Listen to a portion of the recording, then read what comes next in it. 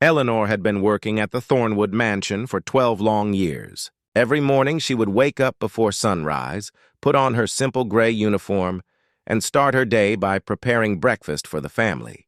She wasn't just any servant, though. Over the years, she had become part of the furniture, part of the walls, part of everything that made that big house feel like home. The Thornwoods were wealthy beyond measure. Their estate stretched across acres of perfectly manicured gardens, with fountains that sparkled in the sunlight and roses that bloomed in every color imaginable. But for Eleanor, the real treasure of that house wasn't the silver cutlery or the crystal chandeliers. It was little Thomas. Thomas was 7 years old, with messy brown hair that never seemed to stay combed and eyes that sparkled with mischief. He wasn't Eleanor's son, but she loved him like he was. She had been there when he took his first steps, when he lost his first tooth, when he learned to read his first book. His mother, Lady Thornwood, was often too busy with social gatherings and charity galas. His father spent most days locked in his study managing business affairs. So it was Eleanor who dried Thomas's tears, who listened to his wild stories about dragons and pirates, who tucked him into bed each night. That Tuesday morning started like any other. Eleanor was in the kitchen, humming softly while she prepared scrambled eggs and toast. The cook was kneading dough for fresh bread, and the scent of coffee filled the air. Upstairs, she could hear the family stirring, getting ready for another day. Thomas came bounding down the stairs, his footsteps echoing through the grand hallway. He was wearing his school uniform, though his shirt was already half untucked and one of his socks didn't match the other. Eleanor smiled at him as he skipped into the dining room. "Good morning, my little troublemaker," she said warmly, ruffling his hair as he passed. "Morning, Eleanor. Can I have extra jam today, please?" His eyes went wide with hope. She was about to respond when it happened. Thomas reached for his chair, and suddenly his knees buckled. His small body crumpled to the floor like a puppet whose strings had been cut. The glass of orange juice in his hand shattered against the marble tiles. Eleanor's heart stopped. She dropped the serving tray and rushed to him, her shoes crunching on broken glass. Thomas was lying there, his eyes half closed, his skin suddenly pale as chalk. She gathered him in her arms, feeling how his small body had gone limp. "Thomas! Thomas, wake up!" Her voice cracked with panic. "Someone help! Please help!" The household erupted into chaos. Lord and Lady Thornwood came running. The butler called for the family doctor. Servants rushed around, not knowing what to do but desperate to help somehow. Eleanor held Thomas close, whispering prayers she hadn't said since childhood, begging God or fate or anyone who might be listening to spare this innocent child. The doctor arrived within 20 minutes, though it felt like a lifetime. He examined Thomas right there on the dining room floor, checking his pulse, looking into his eyes, asking questions that Eleanor could barely hear through the ringing in her ears. Finally, he called for Thomas to be moved to his bedroom. The boy had regained consciousness but was weak, so weak he could barely lift his head. What followed were the darkest days Eleanor had ever known. Specialist after specialist came to the Thornwood estate. They drew blood, ran tests, consulted thick medical books, and spoke in hushed voices filled with words Eleanor didn't understand. Neurological examinations, blood panel analyses, consultations with experts from London, from Paris, from Vienna.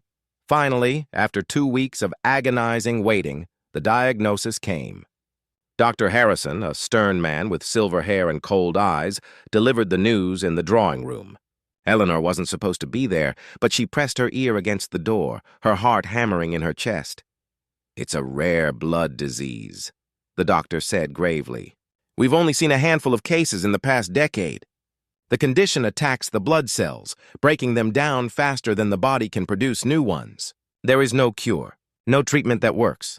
I'm terribly sorry, but young Thomas has perhaps 6 months, maybe less." Eleanor heard Lady Thornwood sob, heard something crash, probably Lord Thornwood throwing a glass against the wall. She slid down to the floor in the hallway, her hand pressed against her mouth to keep from crying out loud. 6 months. That beautiful, vibrant child had only 6 months left.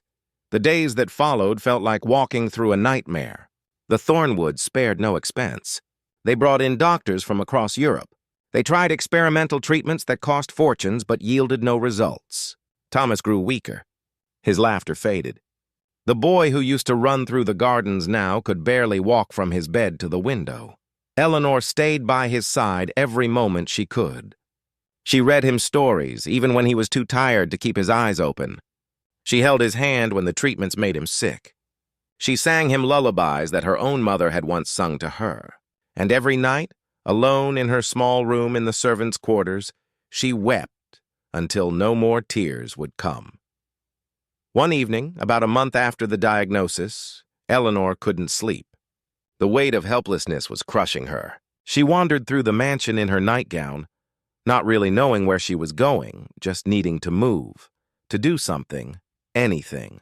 Her feet carried her to the library, a vast room filled with thousands of books that Lord Thornwood had collected over the years. She turned on a small lamp and sat in one of the leather chairs, surrounded by the smell of old paper and leather bindings.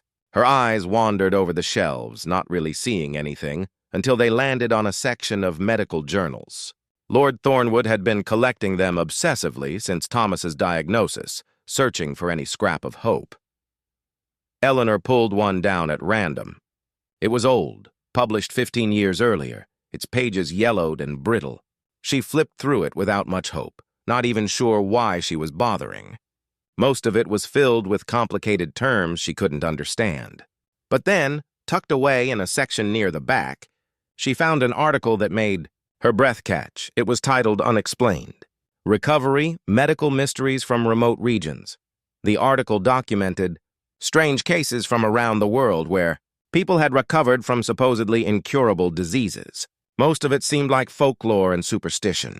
But one entry jumped out at her: a village called Shangmar, high in the Himalayan mountains, where a healer had reportedly cured several cases of a rare blood disease. The article was skeptical, calling it unverified and probably exaggerated. But it mentioned that 3 separate travelers had reported the same story. People came to this village dying and some left healthy. Eleanor's hands trembled as she read it again and again. The description of the disease matched what Thomas had. Could it be the same thing? Was there really a cure hidden away in some remote mountain village on the other side of the world? The rational part of her brain said it was impossible. It was probably just a legend, a story told by desperate people grasping at hope. But the part of her that loved Thomas, that couldn't bear to watch him fade away, that part whispered something different. What if it was real? What if there was even the smallest chance? She brought the journal to Lord and Lady Thornwood the next morning. She found them at breakfast, though neither was eating much these days. They looked older somehow, as if grief had aged them years in mere weeks. "My lord, my lady, I found something." "In the library?"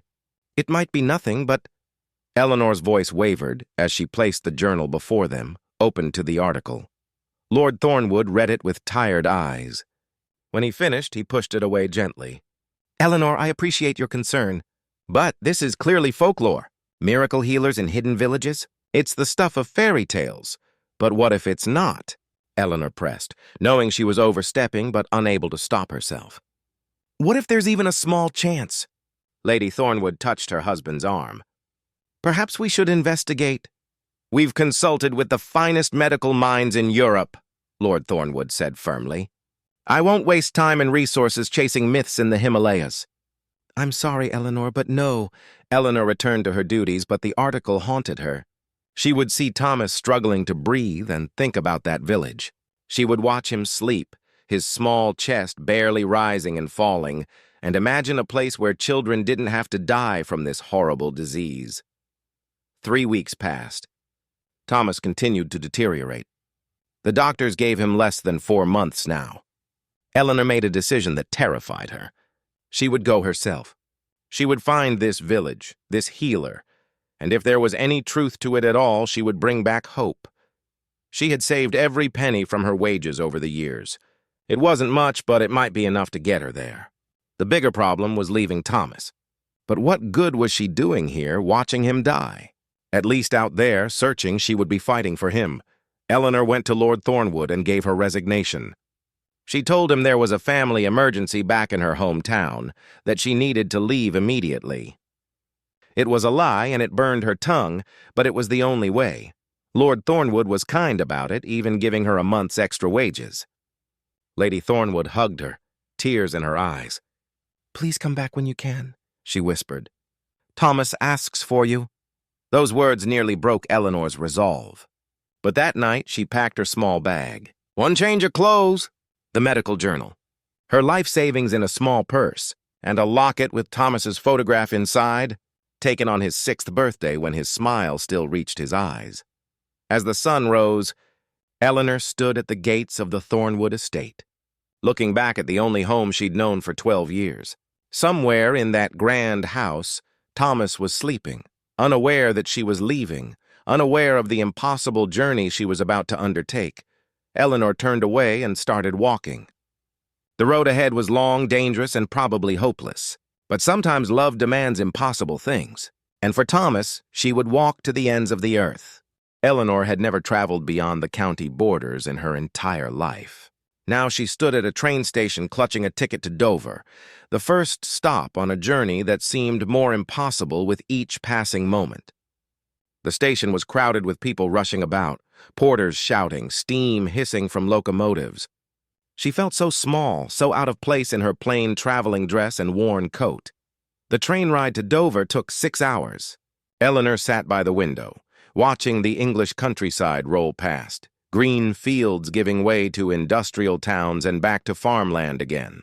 She tried to read the medical journal, memorizing every detail about the village of Shangmar, but her mind kept drifting back to Thomas. Was he awake now? Had he asked for her yet?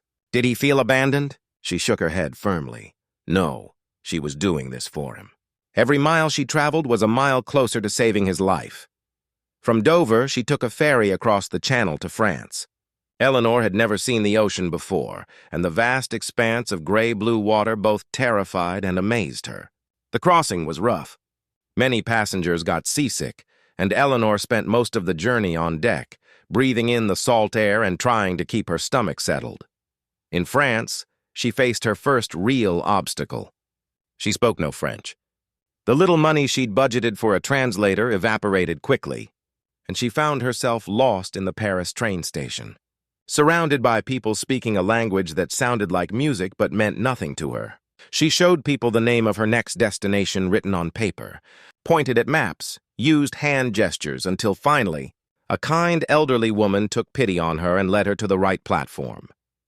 The journey through Eastern Europe was a blur of different trains, different stations, different languages. Eleanor traveled through Germany, where the beer halls were loud and the streets were clean. Through Austria, where mountains began to rise in the distance like ancient guardians. Through Hungary, where she spent 3 days working in a bakery to earn enough money for her next ticket because her funds were running low faster than she'd anticipated. In Budapest, she met a merchant who was traveling to Turkey. He spoke broken English and offered to let her travel with his caravan in exchange for helping his wife with cooking and mending. Eleanor agreed immediately. It saved her money and gave her some protection on the increasingly dangerous roads. The journey to Istanbul took 2 weeks. They traveled in a wagon that creaked and groaned over rough roads. Eleanor learned to make flatbread over an open fire. She mended torn clothes by candlelight, while the merchant's wife taught her phrases in Turkish. At night, she would lie awake in the wagon, staring at the stars through gaps in the canvas roof, wondering if Thomas was looking at the same stars back in England. Istanbul was overwhelming. The city was a riot of colors, sounds, and smells. Markets overflowing with spices she'd never seen. Mosques with golden domes reaching toward the sky. Streets so crowded she had to press herself against walls to avoid being swept away by the tide of humanity. Eleanor felt like she'd stepped into a completely different world. Here, her money problems became critical. The merchant and his wife were heading south to Syria, but Eleanor needed to go east toward Persia and eventually Nepal. She spent a week in Istanbul working odd jobs. She cleaned a tea house, washed dishes in a restaurant kitchen, helped a seamstress with alterations. The work was hard, the days long, but slowly her purse grew a bit heavier. An old trader in the market, seeing her studying maps and asking about routes to the Himalayas, told her she was crazy. That's months of travel through dangerous lands, he said, shaking his head. Bandits, deserts, mountains. A woman alone? You'll never make it. But Eleanor had come too far to turn back now.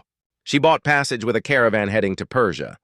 They crossed deserts where the heat was so intense she thought her skin would blister and peel away. Sand got into everything, her clothes, her food, her mouth. She learned to wrap her head in cloth like the local women, learned to ration water, learned that the desert could be beautiful and deadly in equal measure. One night in the desert, a sandstorm hit. Eleanor had never experienced anything like it. The wind howled like a living thing, and sand filled the air so thick she couldn't see her hand in front of her face. The caravan made camp behind a rocky outcrop, and everyone huddled together under canvas tents, barely breathing, waiting for the storm to pass. Eleanor clutched Thomas's locket in her fist, praying they would survive. They did survive, but it took 2 extra days to dig out their wagons and find their way back to the route. One of their camels died from exhaustion, and they had to leave some supplies behind. In Persia, Eleanor saw wonders she'd never imagined. Ancient ruins standing silent in the desert, markets where silk and jewels were traded like common vegetables. But she also saw poverty that broke her heart. Children begging in the streets, their eyes too old for their young faces.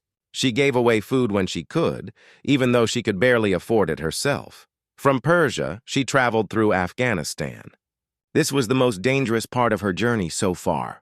The roads were controlled by various tribal groups, and violence could erupt without warning. Eleanor traveled with a group of merchants who dealt in precious stones, and they hired armed guards for protection. One afternoon, bandits attacked their caravan. Eleanor heard shouting, then gunfire. She crouched in the wagon, her heart hammering so hard she thought it might burst. The attack lasted maybe 10 minutes, though it felt like hours. When the shooting stopped, one of the guards had been wounded and the bandits had fled with some of the goods. But they were alive. That night, Eleanor seriously considered turning back. She'd nearly died today. What was she doing out here, thousands of miles from home, chasing what was probably just a legend? She could go back to England, spend Thomas's final months with him, hold his hand as he slipped away. But when she closed her eyes, she saw his face, not as it was now, pale and weak, but as it had been before he got sick. She heard his laughter, remembered him running through the Thornwood Gardens, chasing butterflies. No, she'd come too far. She would see this through to the end, whatever that end might be. Crossing into what was then British India took another month. Eleanor worked her way through cities and villages, always moving eastward, always asking about routes to Nepal. The climate changed, becoming humid and green. She saw monsoon rains that turned roads into rivers of mud. She contracted a fever in Calcutta and spent 2 weeks barely conscious, cared for by a kind widow who nursed her back to health without asking for payment. When Eleanor finally recovered, she found that her money was almost gone. She'd been on the road for over 4 months now, and her carefully budgeted funds had been depleted by unexpected delays, illnesses, and the simple fact that everything cost more than she'd anticipated. In Calcutta, she took work in a British expatriate household, cooking and cleaning just like she'd done for the Thornwoods. It felt strange and sad to be doing the same work in such a different place. The family was kind enough, but every day she spent there was a day she wasn't moving toward Chiang Mai. A day Thomas grew weaker. She saved every penny for 2 months, living on scraps, sleeping on a mat in the servant quarters, and counting coins by candlelight. Finally, she had enough for the next leg of her journey. The route to Nepal took her through landscapes that stole her breath away. Lush green valleys, rivers so wide they looked like seas, forests where monkeys chattered in the trees, and birds with feathers of impossible colors darted between branches. But the beauty couldn't fully distract her from the growing sense of urgency. It was now late autumn. Thomas had maybe 2 months left, perhaps less. Finding a guide to take her into the mountains proved nearly impossible. The men she approached in the border towns laughed at her request. A woman alone wanting to go deep into the Himalayas as winter approached? They thought she was mad. One old guide looked at her with something like pity. "Those mountains eat people," he said simply. "Even strong men with experience die up there. You?" You wouldn't last 3 days. Eleanor refused to give up. She asked everyone, offered what little money she had, begged, pleaded. Finally, a woman approached her in a market. She was Nepalese, perhaps 40 years old, with a weathered face and kind eyes. Her name was Dawa, and she spoke some English. "I heard you asking about Shangmar," Dawa said quietly. "That's a sacred village, very remote. Why do you want to go there?" Eleanor told her everything. About Thomas, about the disease, about the journal, about her desperate hope that somewhere in that distant village there might be a cure. As she spoke, tears ran down her face. She was exhausted, scared, and so far from home. Dawa listened in silence. When Eleanor finished, the woman was quiet for a long moment. Then she said, "I had a daughter. She died from sickness when she was 8 years old. The doctors couldn't save her. I understand what it is to watch a child die and feel helpless. Will you help me?" Eleanor asked, hardly daring to hope. Dawa nodded slowly. "The journey is very dangerous, especially now with winter coming. It will take 2 weeks, maybe more. I cannot promise we'll make it, but I will try to get you there." They set out the next morning. The first few days weren't too difficult. They followed paths through foothills, passing small villages where children stared at Eleanor with wide, curious eyes. But as they climbed higher, the air grew thinner and colder. Eleanor struggled to breathe. Her lungs burned with every step. Dawa taught her to walk slowly, to take small breaths, to rest frequently. The altitude sickness hit Eleanor hard. She felt dizzy and nauseous. Her head pounded. Everything hurt. There were moments when she couldn't take another step, when she would collapse on the rocky path and sob from exhaustion and pain. Dawa would sit beside her during these moments, not rushing her, just waiting patiently. "The mountain tests everyone," she would say. "But you're strong." "Stronger than you know." They crossed a river on a rope bridge that swayed terrifyingly in the wind. Eleanor made the mistake of looking down at the churning water far below and froze halfway across, paralyzed by fear. Dawa came back for her, talked her across step by step, never showing impatience or anger. One night, they took shelter in a small cave as snow began to fall. Winter had come early to the mountains. Dawa built a small fire, and they huddled close to it, sharing dried meat and flat bread. Eleanor looked at Thomas's locket by the firelight, at his innocent face frozen in that photograph. "We're close now," Dawa said. 2 more days if the weather holds." But Eleanor could barely feel relief. She was too cold, too tired, too scared that when they finally reached Shangmar, there would be nothing there. That this entire impossible journey would be for nothing. The next morning brought their worst challenge yet. An avalanche had blocked the main path. They had to take a longer, more dangerous route along a narrow cliff edge. One wrong step would send them plummeting down the mountainside. Eleanor pressed herself against the rock face, inching forward, too terrified to even cry. When they finally reached Shangmar, Eleanor's heart sank. The village was tiny, maybe 20 buildings, most of them looking abandoned and crumbling. Prayer flags fluttered in the cold wind, and the silence was overwhelming after months of travel through busy cities and crowded roads. This was it? This was what she'd crossed the world to find? It looked like the end of everything, not the place where miracles happened. Eleanor fell to her knees in the snow, her body finally giving out. She'd risked everything, traveled for 5 months through deserts and mountains, nearly died a dozen times, and for what? For this ghost of a village where hope came to die? Dawa knelt beside her, placing a gentle hand on her shoulder. "Come," she said softly. "Let's at least ask. We've come this far." Eleanor could barely stand. Her legs trembled from exhaustion. Her lungs burned from the thin mountain air, and her heart felt like it was breaking into 1,000 pieces. This couldn't be the end. Not after everything she'd been through. Not after 5 months of impossible travel, of dangers faced and overcome, of every penny spent and every ounce of strength given. Dawa helped her to her feet and guided her toward the center of the village. The few people they saw watched them with curious but wary eyes. An old man sat outside one of the buildings, spinning a prayer wheel. A woman carried water from a well, stopping to stare at the strangers. Children peeked out from doorways but didn't come closer. We need to find someone who can tell us about the healer, Dawa said, approaching the old man. She spoke to him in the local language, gesturing toward Eleanor. The conversation went on for several minutes, with the old man shaking his head repeatedly. Finally, Dawa turned back to Eleanor, and the look on her face made Eleanor's stomach drop. He says the healer died 2 years ago. His name was Lobsang, and he was famous in these mountains for his knowledge of medicine. But he's gone. Eleanor felt the world spin around her. 2 years ago. She'd traveled halfway across the world, risked her life countless times, spent everything she had, all to find a man who'd been dead for 2 years. It was over. Thomas would die, and she'd failed him. She sank down onto a stone wall, unable to hold back her tears anymore. They came in great shaking sobs that tore through her body. All of it, all the pain and fear and desperate hope came pouring out. She cried for Thomas, for the little boy who was dying thousands of miles away. She cried for herself, for the foolishness of believing in miracles. She cried until she had no tears left. Dawa sat beside her silently, not trying to comfort her with empty words, just being present. The old man had stopped spinning his prayer wheel and was watching them with something that might have been sympathy. Time passed. Eleanor wasn't sure how long she sat there. The sun moved across the sky, shadows lengthened, and the cold grew more intense. She felt numb, inside and out. What would she do now?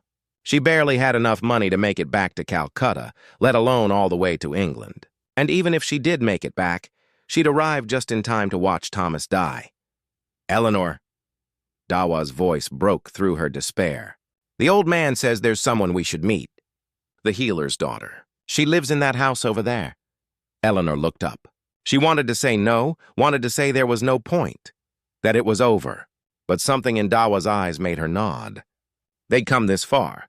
What harm could it do to meet one more person, hear one more story about something that might have been? The house Dawa led her to was small but well-maintained, unlike many of the others in the village. Prayer flags hung from the roof and smoke rose from a chimney. Dawa knocked on the wooden door, and after a moment, it opened.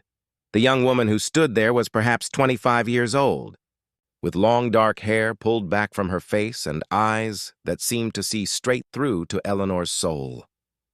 She looked at them with surprise, then suspicion. Dawa spoke to her in the local language. The conversation was long, with the young woman shaking her head several times, starting to close the door, then pausing as Dawa continued speaking. Finally, she looked directly at Eleanor. "You came very far," she said in careful English. "Dawa tells me you came from England." "For my father?" Eleanor nodded, not trusting her voice. The young woman studied her for a long moment, then sighed and stepped aside. "Come in. My name is Tenzin." The inside of the house was simple but warm. A fire burned in the hearth, and the smell of tea filled the air. Tenzin gestured for them to sit on cushions near the fire and poured them tea from a pot. Eleanor wrapped her cold hands around the cup, grateful for the warmth. "Tell me why you came," Tenzin said, settling across from them. So Eleanor told her story again. About Thomas, about the disease, about the journal that had mentioned Shangmar and her father's miracle cures, about the impossible journey that had brought her here. As she spoke, she pulled out Thomas's locket and showed Tenzin the photograph of the little boy. Tenzin looked at the photograph for a long time. When she finally spoke, her voice was soft. "My father spent his whole life studying diseases and how to heal them. People came from all over these mountains to see him. And yes, some of them had this disease you describe. Some of them got better." Eleanor's heart leapt with sudden hope. "Then there is a cure? Your father found it?" But Tenzin shook her head slowly. "That's what everyone thought. That's what my father let them believe for many years. But near the end of his life, he discovered something different. Something that changed everything." She stood and went to a wooden chest in the corner of the room. From it, she pulled out several notebooks, their pages covered in careful handwriting and drawings. "These are my father's journals. His life's work. For years, he tried to understand why some people recovered from this disease and others didn't. He tried every treatment he could think of. Herbs, meditation, special diets, prayer. Nothing worked consistently. Tenzin sat back down, opening one of the journals. Then about 5 years before he died, he realized something shocking. He wasn't curing anyone. The disease wasn't even really present in our village to begin with. Eleanor frowned, confused. I don't understand. My father started keeping detailed records, Tenzin explained. He noticed that people who lived in Shangmar their whole lives never got this disease. Never. Not once in generations. But people who came from lower altitudes would sometimes develop it. And the ones who recovered weren't being cured by his treatments. They were recovering because they stayed here, in this village, living our way of life. She flipped through the pages, showing Eleanor charts and notes she couldn't fully understand. My father spent the last years of his life trying to understand why. He studied everything about our village. The water we drink from the mountain springs. The food we eat. The air we breathe. The way we live. Tenzin pulled out another journal, this one filled with detailed drawings of plants. He discovered it was a combination of things. First, there's a lichen that grows only at this altitude, only in these specific conditions. We've been using it in our cooking for generations, not because we knew it was medicine, but because our ancestors found it made food taste better and people felt healthier. Eleanor leaned forward, her exhaustion forgotten. A lichen? Like a fungus? Similar. My father learned how to prepare it properly, fermenting it with our spring water in a very specific way. But that alone wasn't enough. He also found that our way of life, our meditation practices, the way we manage stress and emotion, plays a role too. The disease attacks the blood, yes, but stress hormones make it much worse. Our meditation helps regulate those hormones. Tenzin's face grew sad. The problem is this isn't a simple cure. You can't just take the lichen back to England and give it to your boy. The lichen won't grow at lower altitudes. My father tried. He took samples down the mountain, tried to cultivate it in different conditions. It always died within days. Eleanor felt hope slipping away again. So there's nothing? Even knowing all this, there's nothing I can do? I didn't say that, Tenzin replied quietly. She looked at Eleanor with something like respect. You traveled across the world for this child? You risked everything. That kind of love is rare and precious. There might be a way, but it's not easy, and it's not certain. She paused, choosing her words carefully. The boy would have to come here. To Shangmar. He would have to live here, eat the lichen prepared the right way, learn our meditation practices, breathe this air. My father's journals show that people who did this for several months sometimes recovered completely. Not all of them, but many. Eleanor's mind raced. Bring Thomas here? To the Himalayas? A dying 7-year-old child who could barely walk from his bed to the window? It seemed impossible. The journey had nearly killed her, and she was a grown woman in decent health. How could Thomas survive it? I know what you're thinking, Tenzin said. The journey would be dangerous for a sick child. But consider this. If he stays in England, he dies. That's certain. If he comes here, there's a chance. Maybe a small chance, but a chance nonetheless. Dawa spoke up for the first time in a while. I've seen people carry sick family members up these mountains on their backs. It can be done, if there are enough people to help, and if they're careful. Eleanor looked down at the locket in her hand, at Thomas's smiling face. Could she ask the Thornwoods to send their dying son on such a perilous journey? Could she ask them to trust in something that sounded like madness? Prayer flags and meditation and mountain lichen instead of proper medicine and doctors? But what were the doctors doing for Thomas? Nothing. They'd given up. They'd sent him home to die. At least this was something. At least it was hope. How would we even get a message to England? Eleanor asked. It took me 5 months to get here. Tenzin stood and walked to the window looking out at the mountains. There's a telegraph station in the town at the base of the mountains, about 3 days' walk from here. You could send a message from there. It would reach England in days, not months.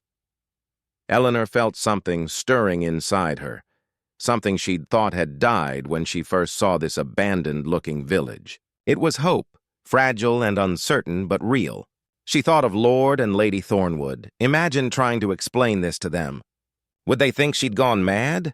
Would they refuse? But she remembered Lady Thornwood's face when Eleanor had left, the desperate sadness in her eyes. She remembered how they'd tried everything the doctors suggested, spent fortunes on treatments that didn't work. They were parents watching their child die. They would understand desperation. They would understand being willing to try anything. If I send this message, Eleanor said slowly, and if they agree to bring Thomas here, would you help him? Would you teach him your methods, give him the lichen, help him learn the meditation? Tenzin was quiet for a long moment. Then she nodded. My father spent his life trying to help people. He would have wanted me to continue his work. Yes, I will help. But Eleanor, you must understand that I cannot promise success. The disease is unpredictable. What worked for some people didn't work for others. I can only promise to try. That's all I'm asking, Eleanor whispered. A chance. Just a chance. That night, Eleanor barely slept. She lay in the small guest room Tenzin had offered her, staring at the ceiling, her mind spinning with plans and worries. What would she say in the telegram? How could she explain everything in a few short words? How could she make them understand that this wasn't madness, that this was real hope? The next morning, Tenzin showed her the journals in more detail. Eleanor couldn't understand all the technical language, but she understood enough. She saw the careful records of patients, their symptoms, their recovery or decline. She saw the drawings of the lichen, the detailed instructions for preparation. She saw notes about meditation techniques, about diet, about the importance of the mountain air and the spring water. My father was a scientist as much as a healer, Tenzin explained. He believed in observation and documentation. He wanted to understand not just what worked, but why it worked. Western medicine and our traditional knowledge don't have to be enemies. They can work together. Eleanor thought of Dr. Harrison back in England with his stern face and his certainty that nothing could be done. Would he believe any of this? Probably not. But she wasn't doing this for him. She was doing it for Thomas. I need to send that telegram, Eleanor said. Today, if possible. Dawa agreed to take her down to the telegraph station. It would mean 3 days there and 3 days back, but Eleanor couldn't wait. Every day that passed was a day closer to losing Thomas forever. They set out that afternoon, moving as quickly as Eleanor's exhausted body would allow. The journey down was easier than the climb up had been, though Eleanor's legs shook with every step. Her mind was consumed with what she would write, how she would convince the Thornwoods. When they finally reached the small town with its telegraph office, Eleanor stood at the counter with a pencil and paper, trying to condense everything into a message that wouldn't cost a fortune to send. Her hand shook as she wrote. Disease can be treated. Mountain Village. Must bring Thomas. Urgent. Trust me. Eleanor. She stared at the words. They seemed so inadequate, so insufficient to explain everything. But they would have to do. She added the address of the telegraph station where they could send a reply, paid the clerk with precious coins from her dwindling funds, and sent the message. Now came the hardest part. Waiting. Waiting to see if the Thornwoods would trust her. Waiting to see if they would risk everything on the desperate hope she was offering. Waiting to see if Thomas would get his chance at life, or if she would have to return to England just in time to say goodbye. The waiting was torture. Eleanor and Dawa stayed in the small town, taking a room in a modest guest house that cost almost nothing, but offered little more than a roof and 4 walls. Every morning, Eleanor would walk to the telegraph office, her heart pounding with hope and fear, only to be told there was no message yet. 3 days passed. Then 4, then 5. Eleanor began to lose hope. Maybe the telegram never reached England. Maybe the Thornwoods thought she'd gone insane. Maybe Thomas had already passed away, and there was no one left to send a reply. On the 6th day, as Eleanor approached the telegraph office with heavy steps, the clerk saw her coming and waved a paper in the air. Message for you. Came this morning! Eleanor's hands shook so badly she could barely take the telegram. She unfolded it, her eyes scanning the words desperately. Coming! Stop! Arranging transport! Stop! Arriving Calcutta in 3 weeks. Stop. Pray this works. Stop. Thornwood. Eleanor read it 3 times, tears streaming down her face. They were coming. They trusted her. Thomas was getting his chance. She clutched the telegram to her chest and sobbed right there in the street, not caring who saw her. Dawa put a hand on her shoulder. This is good news, yes? Why do you cry? These are happy tears, Eleanor managed to say through her sobs. They're bringing him. He's going to have a chance.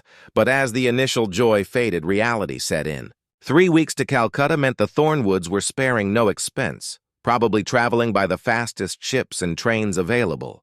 That meant they'd be in Calcutta in 3 weeks, but it would still take time to get from there to the base of the mountains, and then the dangerous journey up to Chiang Mai, and Thomas was already so weak.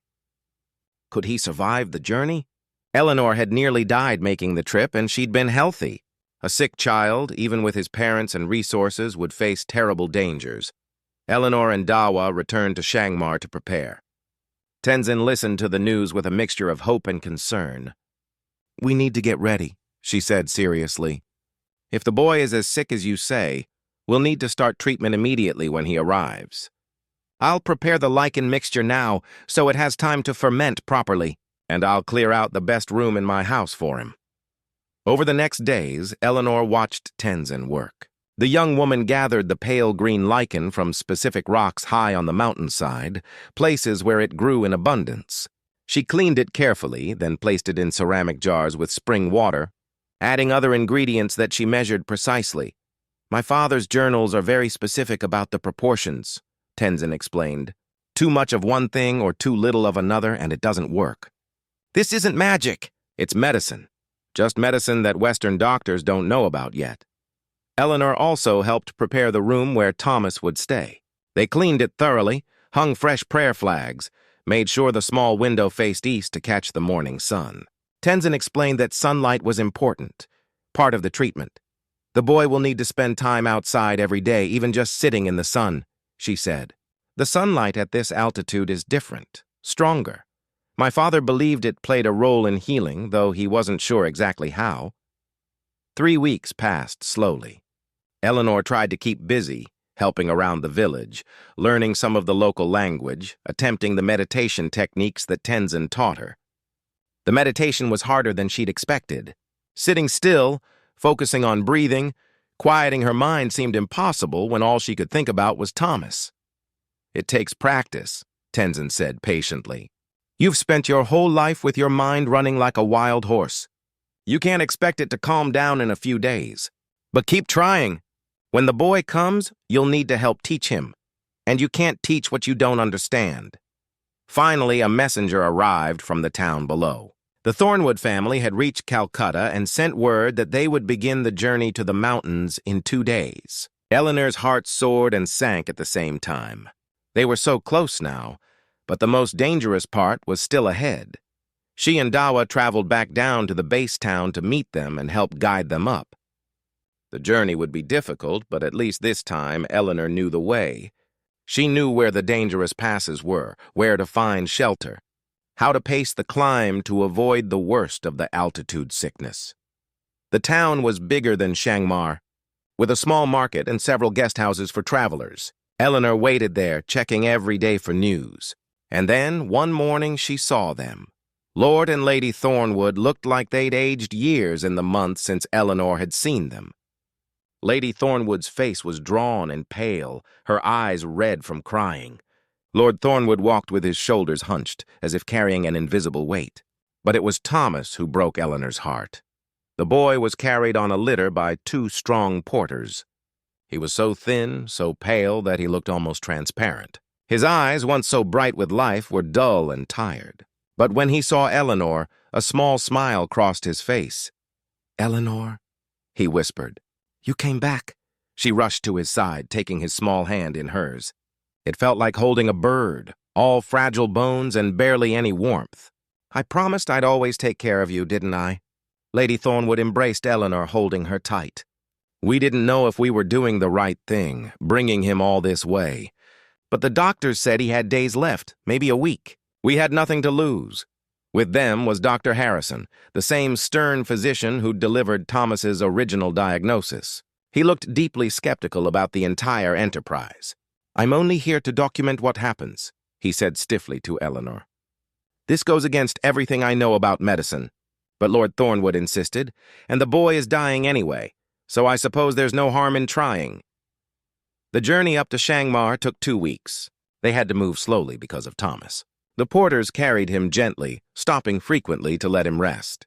Eleanor stayed by his side constantly, telling him stories, singing to him, doing anything to keep his spirits up. The altitude sickness hit Thomas hard. He vomited frequently, struggled to breathe, and cried from the headaches. There were moments when Eleanor thought they should turn back, that this was cruel, that she'd brought this dying child to suffer in the mountains. But Lady Thornwood, despite her own tears, insisted they continue. "He's going to die anyway," she said one night, her voice breaking. "At least this way we're fighting. We're trying. That has to mean something." When they finally reached Shangmar, the whole village turned out to see them. These mountain people had seen many things, but a dying English child carried by porters was unusual even for them. Tenzin came forward to greet them, her face calm and welcoming. "Bring the boy inside," she said. "We'll start treatment immediately." Thomas was settled in the room they'd prepared. Tenzin examined him carefully while Dr. Harrison watched, taking notes but saying nothing. Finally, Tenzin turned to the Thornwoods. "Your son is very sick. I won't lie to you. This might not work. But I will do everything my father's research showed was effective. You must understand, though, that this will take time. Months, perhaps. And it will be hard. The boy will need to drink the lichen mixture 3 times a day. It tastes terrible. He'll need to meditate, which is difficult for a child. He'll need to spend time outside every day, even when he's tired. Are you willing to stay here and support him through this?" Lord Thornwood looked at his wife, then back at Tenzin. "We'll do whatever it takes. We'll stay as long as necessary." The treatment began that very day. Tenzin brought the fermented lichen mixture, a greenish-brown liquid that looked unappetizing and smelled worse. Thomas took one sip and gagged, tears running down his face. "I know it's awful," Eleanor said gently, holding the cup to his lips. "But you have to drink it, all of it. Can you be brave for me?" Thomas looked at her with his tired eyes, then nodded. He drank the mixture in small sips, grimacing with each swallow. When he finished, he immediately vomited it back up. This happened several times over the first few days. Thomas's body rejected the medicine, and Eleanor began to despair. But Tenzin remained patient. "This is normal," she said. "His stomach needs time to adjust. We'll try smaller amounts more frequently. We'll mix it with a little honey to help with the taste." Gradually, Thomas's body began to accept the medicine. After a week, he could drink a full cup without vomiting. Tenzin also taught him simple meditation, adapted for a child. Instead of long, silent sitting, she had him focus on watching clouds move across the sky, or listening to the wind in the prayer flags, or feeling his breath move in and out. Eleanor participated in everything, supporting Thomas through each difficult moment. She helped him outside each day, even when he was so weak he could barely sit up. She sat with him during meditation, breathing with him, encouraging him. She was there when he cried from frustration or pain or fear. Dr. Harrison documented everything with scientific precision, though his skepticism was clear. He took blood samples weekly, examined Thomas carefully, measured every symptom. Eleanor could see the wheels turning in his mind, trying to find rational explanations for anything that happened. The first month was the hardest. Thomas seemed to get worse before he got better. He lost more weight, his energy declined further, and there were days when Eleanor was certain they'd made a terrible mistake. Lady Thornwood spent those days in prayer, while Lord Thornwood paced endlessly, his face lined with worry and guilt. But then slowly, things began to change. Thomas's blood tests started showing slight improvements. Nothing dramatic, but the rate of blood cell destruction was slowing. Dr. Harrison reviewed his notes multiple times, checking for errors, but the numbers were clear. In the second month, Thomas began to show other signs of improvement. His appetite increased slightly. He could sit up for longer periods. His eyes seemed a bit brighter. The changes were subtle, but they were real. By the third month, Thomas could walk short distances with support. He still tired easily, but there was color returning to his cheeks. He started to laugh occasionally, to show interest in the world around him. The village children, initially shy, began to approach him, teaching him games and words in their language. Dr. Harrison was forced to admit that something was happening. "I don't understand it," he said to Tenzin one evening. "By all medical knowledge I have, this boy should be dead. Yet he's improving. His blood tests show regeneration I've never seen before." Tenzin smiled. "Western medicine doesn't have all the answers. Neither does our traditional knowledge, but together, maybe we understand more than either would alone. The doctor pulled out Tenzin's father's journals, which she'd allowed him to study. These are remarkable. This man was doing real scientific research, controlled observations, detailed documentation. If this could be published, if other doctors could study this, my father would have liked that, Tenzin said. He always hoped his work would help more people. He just didn't know how to bridge the gap between our world and yours. 4 months into the treatment, Thomas ran for the first time since getting sick. It was just a short run, maybe 20 steps, chasing after a butterfly in the meadow near Tenzin's house. But he ran. His parents watched with tears streaming down their faces, holding each other. Eleanor stood apart, her own tears falling freely. This moment, this impossible, beautiful moment, was what she'd traveled across the world to find. Not a miracle, not magic, but medicine that Western doctors didn't know about, combined with a way of life that promoted healing, given to a child by people who understood both science and tradition. By the 5th month, Thomas's blood tests were nearly normal. Dr. Harrison could hardly believe his own measurements. The boy who'd been given weeks to live was now running, laughing, eating full meals, living. The doctor spent hours with Tenzin, learning about the lichen, about the meditation practices, about her father's research. This needs to be shared with the medical community, he insisted. This could save lives. Yes, Tenzin agreed, but carefully. My father tried once to share his knowledge with outside doctors. They dismissed him as a primitive healer with superstitious practices. They didn't listen. Maybe now, with you as a witness, with documented proof, they'll pay attention. As Thomas's recovery continued, plans were made for the family's return to England. But they would take samples of the lichen, careful notes on its preparation, detailed instructions on the meditation practices. Dr. Harrison would write papers, present findings, try to convince the medical establishment to take this seriously. More importantly, they would take Tenzin with them. She agreed to come to England, to work with Western doctors, to help bridge the gap between traditional knowledge and modern medicine. It meant leaving her home, her village, everything she knew. But like Eleanor, she was willing to make that sacrifice if it meant saving lives. On their last day in Chiangmar, the whole village gathered to say goodbye. The elders blessed Thomas, placing white scarves around his neck for protection on his journey. The children gave him small gifts, friendship bracelets, and carved stones to remember them by.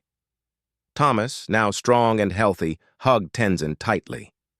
"Thank you for saving my life," he said simply. "Thank Eleanor," Tenzin replied, smiling. "She's the one who traveled across the world to find hope. She's the one who never gave up on you." The journey back to England took 3 months, but this time it was a journey of joy rather than desperation. Thomas grew stronger every day. By the time they reached London, he was running and playing like any normal child his age. Eleanor didn't return to the Thornwood estate as a servant. Lady Thornwood insisted she be welcomed as family. "You saved our son's life," she said. "You gave up everything, risked everything for a child who wasn't even yours. You're not our employee. You're Thomas's second mother, and you always will be." The Thornwood family funded a research institute, partnering with the university, where Tenzin and Dr. Harrison worked together. They studied the lichen, trying to synthesize its active compounds. They researched the meditation techniques, measuring their effects on stress hormones and immune function. They documented everything, published papers, slowly convinced the medical community to pay attention. It took years, but eventually, treatments based on Tenzin's father's research began to save other lives. Children who would have died from the same disease that nearly killed Thomas found hope. Western medicine and traditional knowledge merged, creating something more powerful than either alone. Thomas grew up healthy and strong. He never forgot the village in the mountains or the people who saved his life. When he was old enough, he joined the research institute, dedicating his life to helping others the way he'd been helped. And Eleanor, the maid who'd searched the world for a cure, lived to see the impossible become reality. She'd proven that love could drive ordinary people to achieve extraordinary things. She'd shown that sometimes the answers to modern problems exist in ancient wisdom, waiting for someone brave enough to search for them. Years later, When journalists asked Eleanor about her incredible journey, she always said the same thing. I wasn't special. I was just someone who loved a child and refused to accept that nothing could be done. Sometimes that's all it takes. Sometimes love and determination can change the world. And it did. Thomas's recovery wasn't just a miracle for one family. It became the foundation for treatments that saved thousands of lives. All because a maid refused to give up hope. And a young woman in a mountain village was willing to share her father's legacy with the world. The shocking truth Eleanor discovered wasn't just about medicine. It was about the power of bridges, of bringing different worlds together, of respecting knowledge wherever it comes from. It was proof that humanity's greatest achievements happen not when we cling to what we know, but when we're brave enough to learn from each other, no matter how far we have to travel to find the truth.